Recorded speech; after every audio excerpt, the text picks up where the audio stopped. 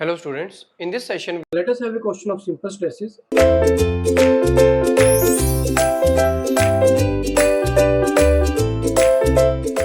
In a UTM experiment, a sample of length 100 mm was loaded in tension until the failure takes place.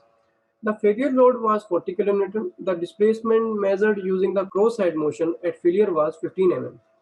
The compliance of the UTM is constant and is given as 5 into 10 power minus 8 meter per Newton. The strain at the failure point we have to find out in percentage.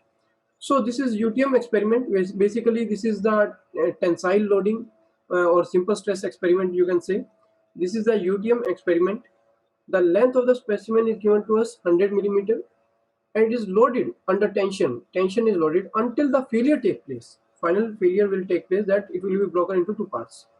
So failure load was 40 kilonewton. At 40 kilonewton load, it is failed, right? And the deformation or extension under failure was total 15 mm. Also, the compliance of the UTM, we will discuss what is we mean by compliance of the UTM, is given as 5 into 10 power minus 8 meter per Newton.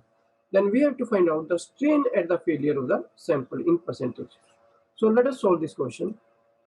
in this question we are given with a tensile testing at UTM, universal testing machine. So in universal testing machine, tensile test is done in which some load was applied at 40 kilonewton load is applied, right? And it is given that the deformation in the bar is 15 mm. But this is 15 mm is not the deformation of this bar actually. What we can do is we have two methods to find out the change in length of this bar when the failure takes place. So one is the strain gauge. Strain gauge directly measures the change in length of this bar which we are going to break, right? So another method is you can measure the change in length of the crosshead. And but what is the problem, that there is also some deformation in the crosshead also, which is the compliance of the machine. So here there is some compliance of the machine is given, that there is some deformation in the machine itself at certain failure, certain length per unit load, right, meter per Newton. So compliance is the deformation in the crosshead itself.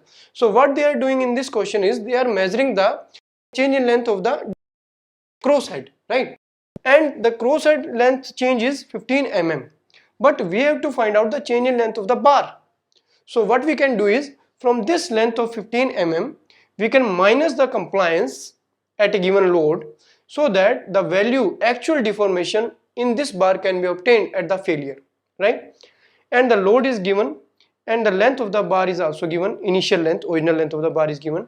We have to find out the strain at the failure. What is the strain in percentage at the failure point? So how can we solve this question? Here we are given with the change in length of the crosshead, right? It is not the change in length of the bar, it is the change in length of the crosshead, in which the elongation of the crosshead itself is included, which is given as 15 mm, right?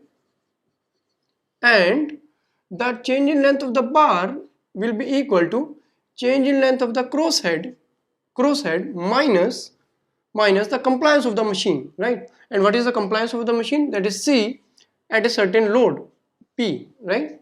So this is the change in length of this bar, right?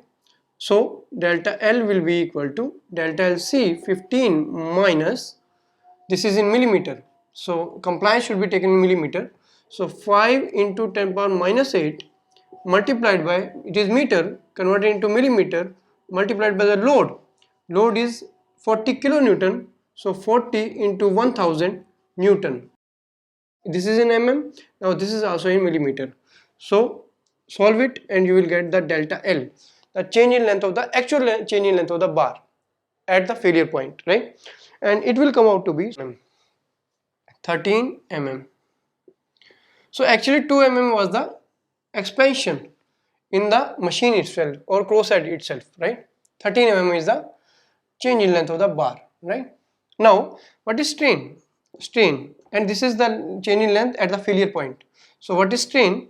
That is change in length per unit original length, and if you want to find out in percentage, you have to multiply with 100, right? Because we have to find out in percent. So this is 13 mm divided by length, total length 100 mm multiplied by 100. So answer will come out to be 13%. So this is the strain in the bar at failure point.